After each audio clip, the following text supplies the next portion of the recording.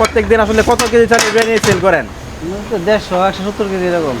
শুনলেন তো আপনারা, এখানে প্রতিদিন প্রায় 160 থেকে 170 কেজি চালের বিরিয়ানি বিক্রি হয়। এত পরিমাণ বিরিয়ানি প্রত্যেকদিন বিক্রি হয়, শুনতে একটু কৌতূহলী লাগলো। চলেন আসলে টেস্টটা কিরকম আমরা দেখি। Hello guys, this is Muktadir and আপনারা দেখছেন গুরিকাই।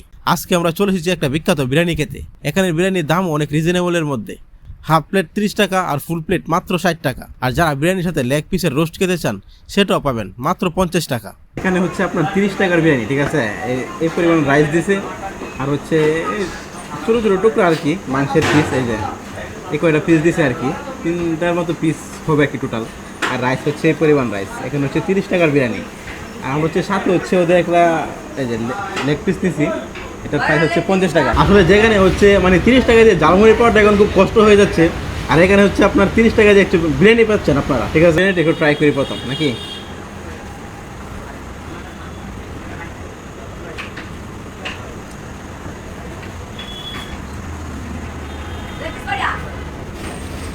বিরিয়ানি কিন্তু 30 টাকার অনুযায়ী বলবো না, মানে একটা ভালো একটা বিরিয়ানির দোকানের তুলনা যদি করি, টেস্ট কিন্তু অনেক ভালো।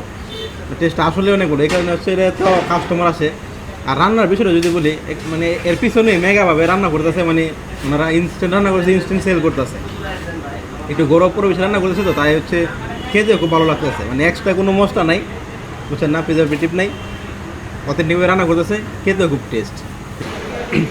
50 টাকার লেগ পিস, চলেন ট্রাই করে আগে।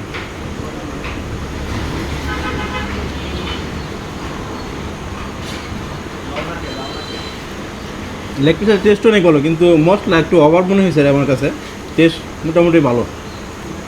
আজকের ভিডিওটা এই পর্যন্ত রাখছি। সবাই ভালো থাকবেন, সুস্থ থাকবেন, আল্লাহ হাফেজ।